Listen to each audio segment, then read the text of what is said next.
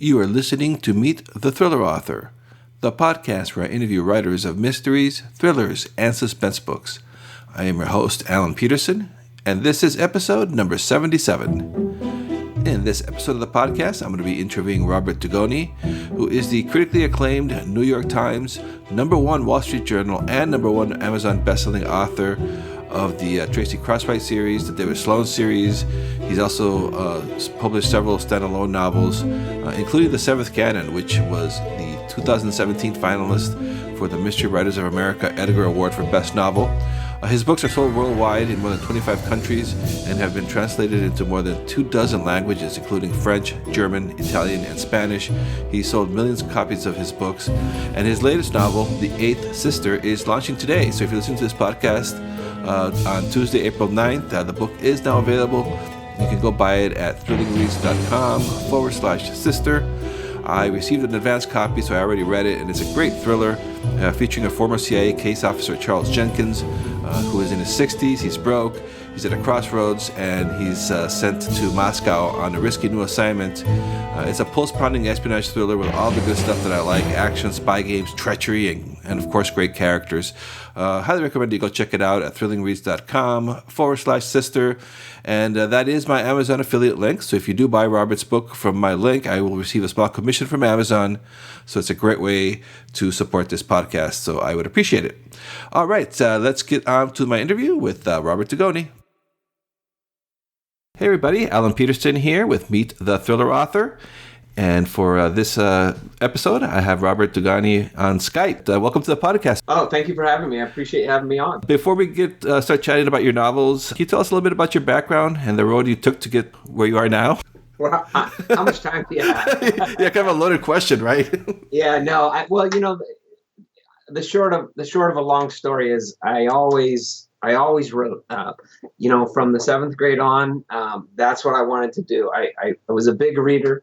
And I always wrote. Had a mother that was once a English teacher and had a lot of books around the house, like The Count of Monte Cristo and The Old Man and the Sea and Of Mice and Men. And I had read all those books before I even got to high school. And when I got to high school, one thing kind of led to another, and I was the editor of the newspaper there, which got me an intro to a woman that helped me get into Stanford University, and I worked for the newspaper there for a while. When I graduated, the communications department recommended me to work for the LA Times. I took that job. And then in a moment of insanity, I decided to go to law school, in part because I had a lot of brothers and sisters that were professionals and doctors and stuff. And so, I just thought, better to go to law school while you're young. I don't have to practice law, but better to have it done rather than trying to do it later in life if I'm married and have kids, etc. So I went to law school. I got out. I got on that track, paying off my student loans and all those things. And finally, 13 years later, I woke up one morning. My wife and I had a son, 18 months, and I told her I just didn't want to do it anymore. I wanted to do what I always wanted to do, was to write books. And she said, "Good, then we will." And her only caveat was she wanted to live close to her family so she could have help with the kids. My mom has 10 kids of her own, so I knew she wasn't going to be a lot of help. And so we moved here up to Seattle, and I started writing books and failing miserably. Had 42 rejections on my first book, The Jurymaster, and really thought that I had made a huge mistake. Was looking into actually practicing law and taking the Washington bar exam. Ended up meeting a guy at a party who told me he was a former EPA agent, and he thought he had a great story for me. And that introduction led to he and I writing The Cyanide Canary together. And that led to an agent in New York City. And that led to what else have I been writing? And I had been writing, I had 3 books at that time. One thing kind of led to the other, and over the course of the last, probably 15 years, I had a lot of ups, I had a lot of downs. I had a publisher fold on me. I had a publisher indicate to me they didn't want to publish any more of my novels. There was a lot of downs. There was, but I just I just kept pushing. I just kept writing. I just kept trying to get better. I just kept learning the craft. 2013, I was at sort of the lowest of the lows. I'd just been cut loose by a publisher, and that inspired me to write the first Tracy Crosswhite book, My Sister's Grave. And I signed a deal with Amazon Publishing, Thomas and Mercer. And it's remarkable how when you think things are going poorly for you, it ends up being the best thing you ever did, because signing with Amazon was the best thing I ever did. Thomas and Mercer, more than just that one book, they loved my writing, and they felt that they could break me out as an author.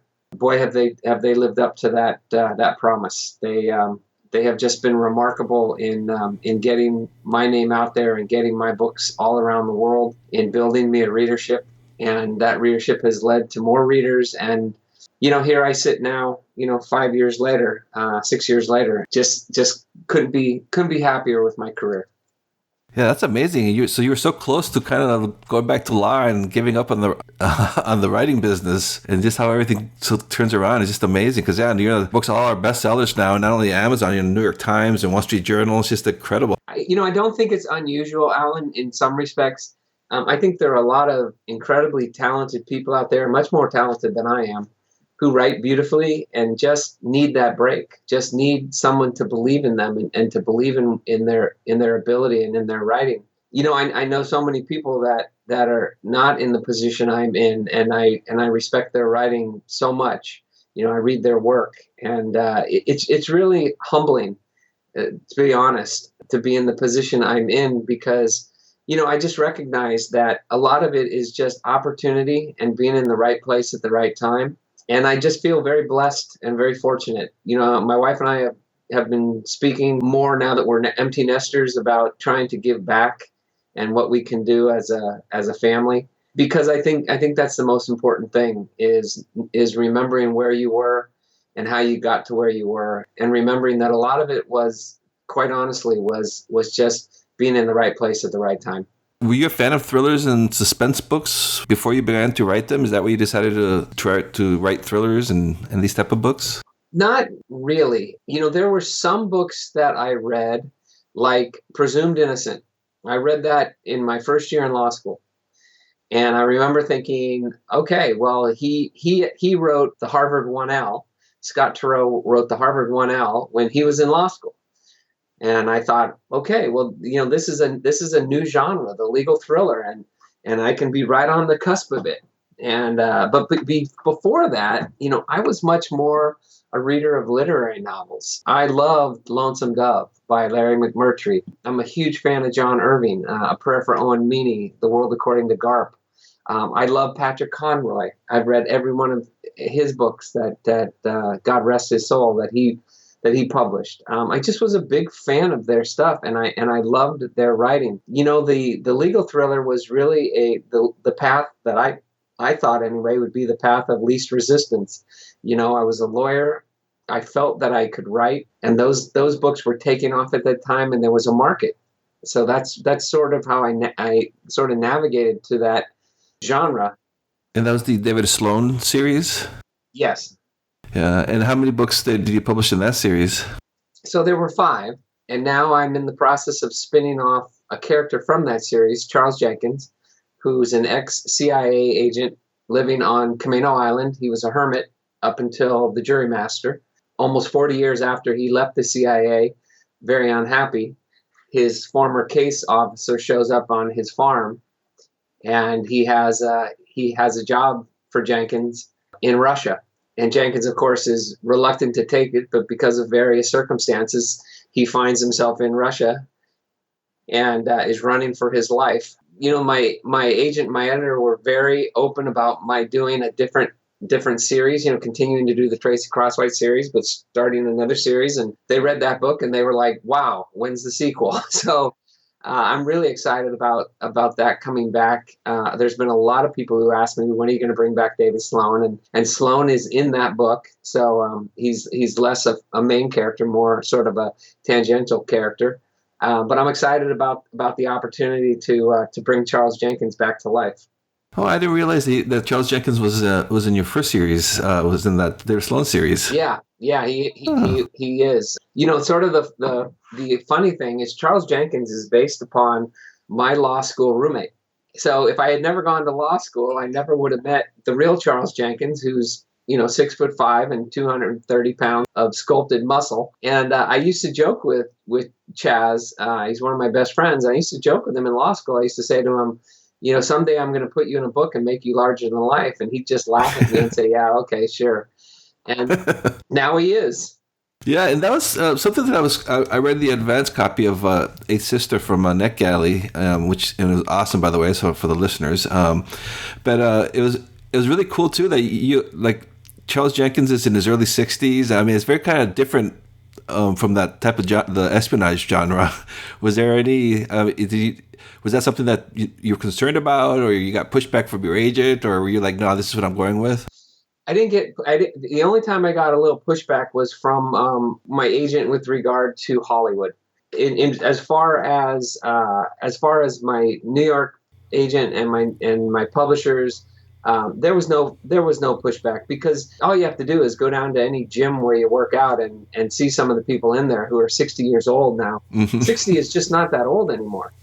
Yeah. Especially if the person has taken good care of their body, which Jenkins has, and he's in good shape, and all that. I mean, there's the I can attest to the usual aches and pains, but that's not the difficult part. But talked with Hollywood, that was a concern. I thought, and this isn't the reason I wrote it. I thought having an African American in the lead role would really be a positive, because it was just a couple of years ago that Hollywood was really being skewered because there were not enough roles for people of color. So I thought that this would be great, but there was some worry about, could we make him younger, and then you'd have a lot more potential actors for that part. We'll just have to wait and see. I never really worry about that too much, Alan. I mean, I'm a writer. That's what I am. And I write novels. That's what I do. I don't write screenplays.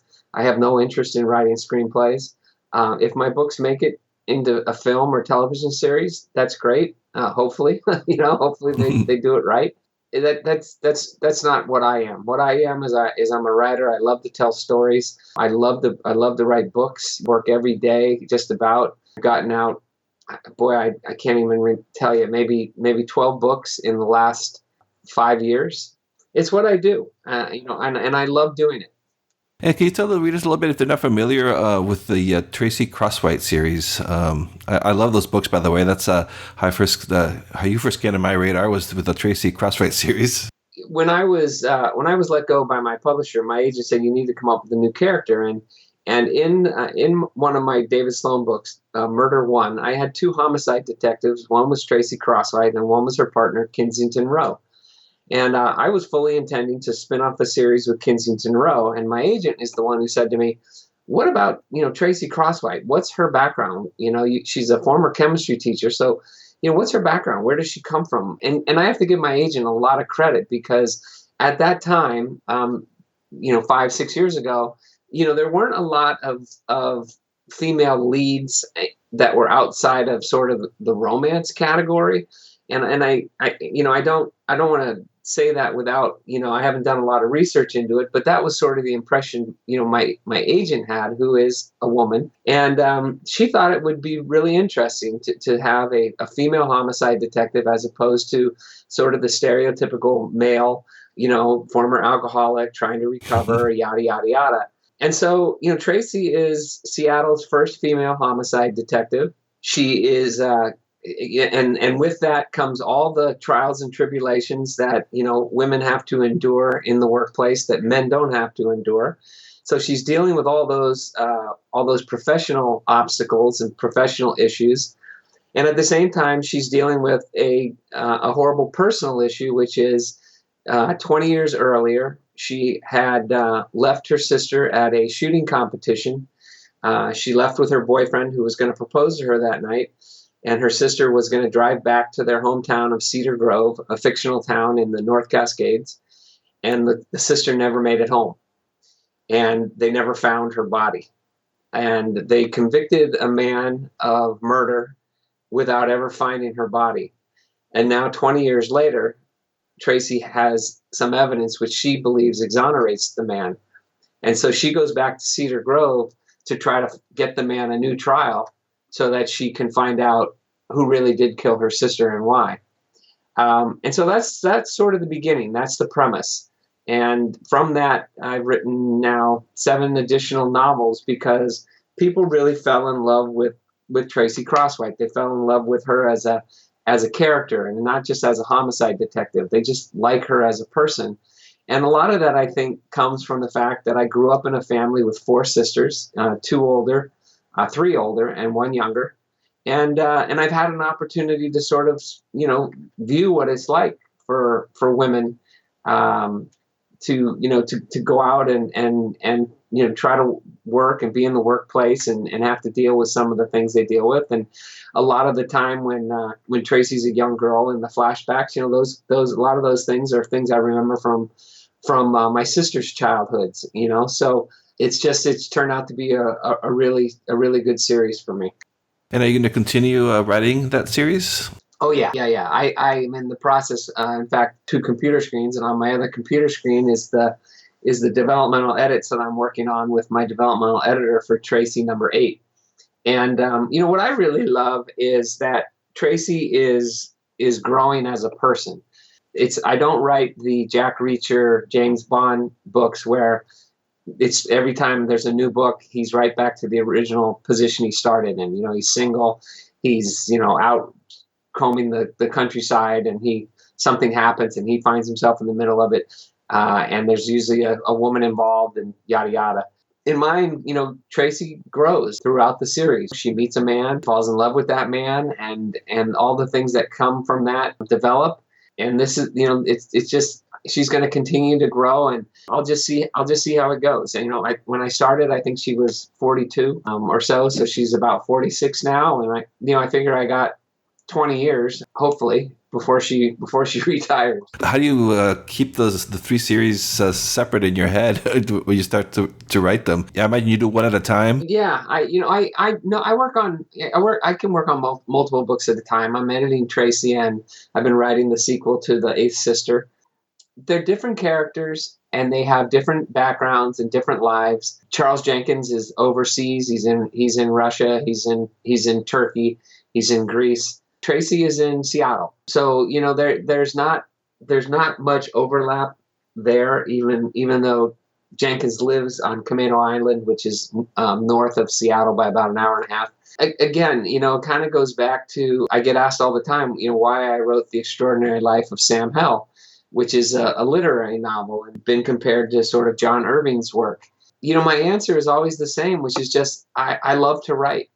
So I write what I love to write, and I write what I want to write, and I hope that what I write is received well. The nice thing about Thomas and Mercer in Amazon Publishing is there are a lot of different arms. There's a literary arm, there's a women's fiction arm, there's a romance arm, there's mysteries and thrillers, and they've been just really open to the idea of me sort of exploring different genres. And with the success of The Extraordinary Life of Sam Hell, and hopefully with the success of The Eighth Sister, that will continue.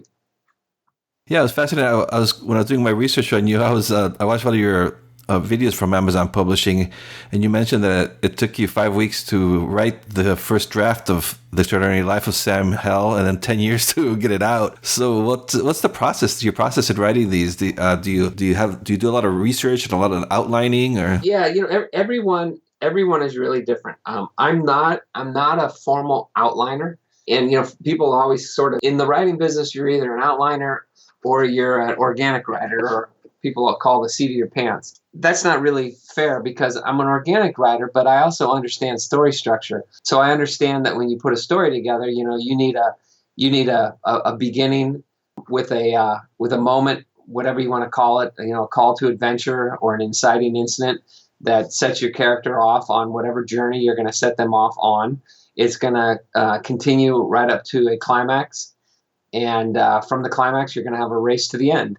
And, it changes a little bit with regard to the literary novel, in that it's a much slower pace. It's not as action oriented, but it still needs to have tension, a different kind of tension, but it has to have tension because tension is what gets people to turn the page and read the books. I don't, sit there and do a lot of outlining. I do a lot of research. I do a lot of reading. So for The Eighth Sister, for instance, I read a lot of books, which I put in my acknowledgement, but I read probably a dozen novels on Russia. I went to Russia in 1998. I spent about 3 weeks over there in 1998, which was not long after the fall of communism. And I found it just an absolutely remarkable country and just a really incredible place with such extreme wealth and extreme poverty. And, it was truly amazing. And so I read a lot of books about Moscow and maps and things like that. And then I read modern books like Red Notice, the book by Bill Browder, who's Putin has been going after, who started the Hermitage Fund over there. And you read that book and you just realize that even in the 20 years since I've been there, Moscow and Russia has changed dramatically. Largely because of Putin. Basically, what the things I have read is that Moscow is no longer a country based on an ideology like communism. It's basically a criminal enterprise, and it's run by private individuals who are trying to make money. And when you take that into consideration, it really changes the whole landscape of any novel you write. Because when your protagonist goes to a place like that, you realize that it's not a matter of whether he's going to be arrested. It's a matter of whether he's going to live or die. And so I did a lot of research on the country, on Moscow, and just tried to absorb as much as I could. And then as I go, I begin to get ideas. And as I get ideas, I begin to write them down sort of in an outline fashion. And by that, I mean, I'll begin to know, okay, that's going to be the inciting incident, and I'll know, okay, that's going to be the climax, and I might have an idea what the ending is going to be, but I don't know for certain because I love to explore when I write, and I love to just see sometimes where the character is going to take me, because a lot of times the character is a lot smarter than I am, and really what I do is I don't get any anxiety. And I don't get any concern if I don't know every little detail what's going to happen next, because I've done this long enough to realize that the character will tell me. What do you use to write these? Do you use like just Word or some other software? No, I use Word. I've had people talk to me about Scrivener and everything like that, but I think frankly I'm just lazy because I practice law. And again, this goes back to everything. There's a reason for everything. But one of the things you have to be as a lawyer is you have to really be a multitasker. You have to, at any moment, you could be in the middle of something very important and suddenly, a fire starts burning in another case and you got to deal with it. And so I'm pretty good at keeping things in my mind, keeping things in order, and being able to sort of flip back and forth and really not have too much of a problem. And do you set goals for yourself when you're writing a book? Like, I'm going to write 1,000 words today, or no? No. No, I don't. I just write, and I'm always very early. And my agent or my publisher will say, "Well, why are you? This book's not due until May or June, and you're turning it in November." And the answer is because what else am I going to do? My wife works as well, and this is my job. And I think practicing law, again, helped me understand that you put your butt in the chair and you go to work. And sometimes that's from, today it'll be from 6 a.m, probably until 6 o'clock tonight. And you can get a lot done in 12 hours. I just go to work. So now you mentioned in The Eighth Sister about the Russian and Putin, and it's so timely because like in The Eighth Sister, there's been the whole thing about those assassinations in England and things like that. Was that something? And you mentioned Putin in there. Is that something that you thought about changing the name to a fictional representation, or did you just said, "Nah, I'm going to go for it"? No, I'm not. I'm not really too too worried about it. It's really timely. It's incredibly timely. And like I said, the return of the Cold War is probably the best thing for thriller writers out there, because like I said, I mean, you can have now this country that becomes sort of your antagonist. Jason Matthews, who wrote the Red Sparrow trilogy. If you read his books, I mean, there's a lot more of Putin in those books than there are in mine. In mine, it's simply a reference to the fact that he's running the country. In those books, there's actually scenes with Putin in them, and Putin doing bad stuff. And I always think, well, if Putin's ever going to go after a writer, he'll go after Jason Matthews before he goes after me. Yeah, it's crazy now. And like you said before, it was on the first Cold War was about ideology. Now it's just money and like the mob, basically. Was it the oligarchs or? Yeah, it's pretty terrifying. I mean, people ask me, did you go to Russia to do research? And I said, well, I was there. I mean, I spent quite a bit of time there, but I wouldn't go back now. Number one, I don't think Americans are going to be as welcome as they were when I was there. Just the opposite. And the Russian people were wonderful people. They were lovely people. And, what's happening over there is been a tragedy for them, really, much, much more than us. I don't know. I don't know what his end game is. Certainly the steps to the end game are getting scarier and scarier. And, that's sort of what Jenkins deals with in The Eighth Sister is, once he's over there, he suddenly realizes that nothing is as was represented to him. And now he's in the belly of the bear, and he's got to get out, because he realizes it's going to get a lot worse before it gets better. And that's sort of the beauty of, the return of the Cold War for a thriller writer. It's a terrible development, I think, for really all the rest of the world. And it's too bad that that has to exist, but it is what it is, and we're not going to go backwards. Putin's only in his 60s, and from things I have read by people who are in the know a lot more than I am, Putin will remain in power because he needs the strength of the military behind him, because he's made so many enemies that if he leaves power, there's a good chance someone's going to kill him. Yeah, and then they don't have limits over there either, right? Because he stepped down for a little bit, but he was behind the scenes. He had his own puppet in there. Yeah. But now I think he's just in there for life, isn't he? Or I don't remember the logistics of it. They did have term limits, and he just sort of skirted them between being the president and being the prime minister.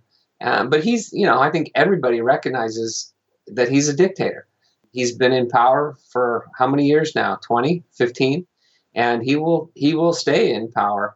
There was a good article that came out, just the other day, in which he was asked a while back, what's the one thing about what do you think was the biggest, I forget, the biggest event in the 20th century? And he said that he felt that the fall of the Soviet Union was the biggest geopolitical catastrophe of the 20th century. And I mean, this is a century that had 2 world wars, the Holocaust, and so for somebody to say that is really pretty telling. And yeah, so you read a lot of different, well, not a lot of different. We read, the police procedurals, and now the espionage thriller and the literary novel.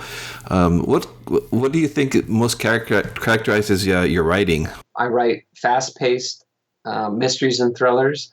I write page turners, and I think that probably is the most reflective of what I do.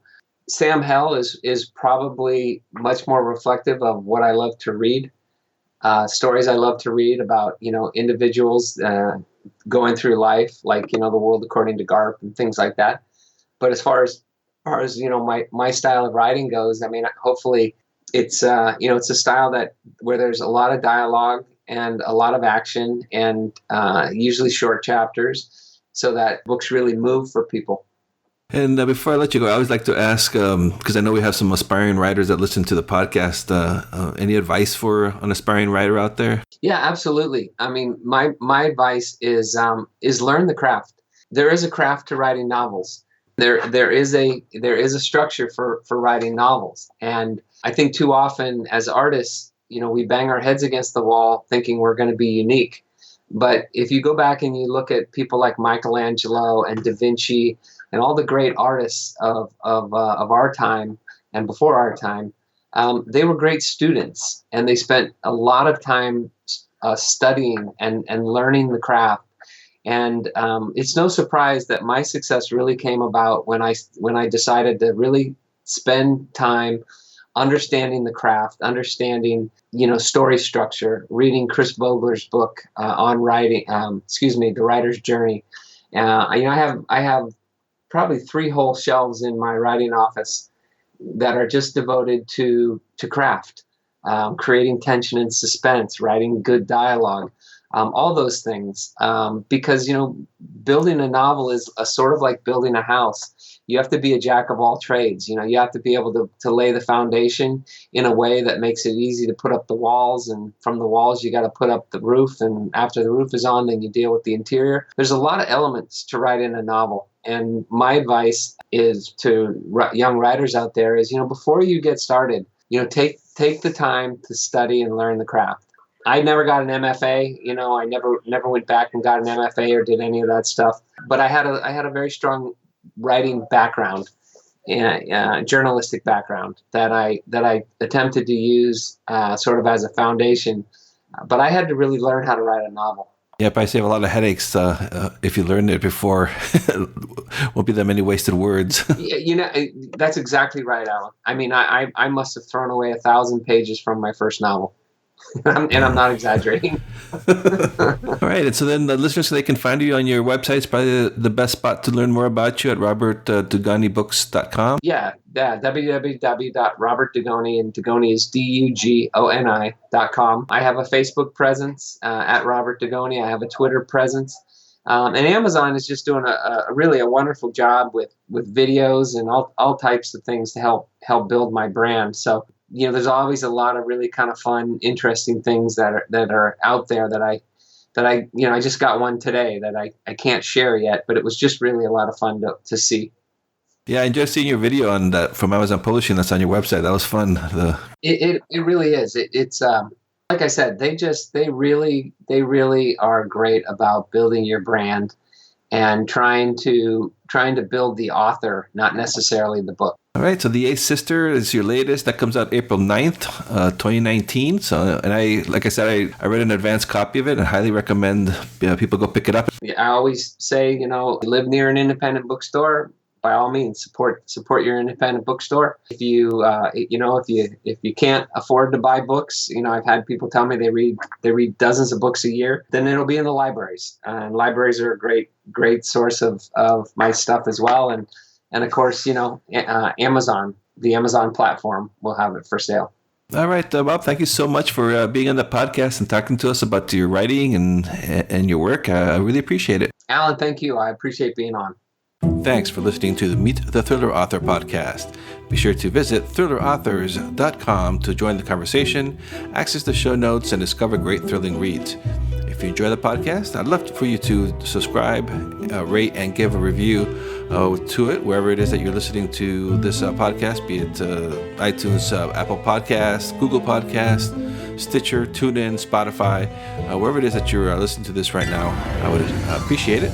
And please do check out my own thriller novels over at my website at alanpeterson.com. Until next time.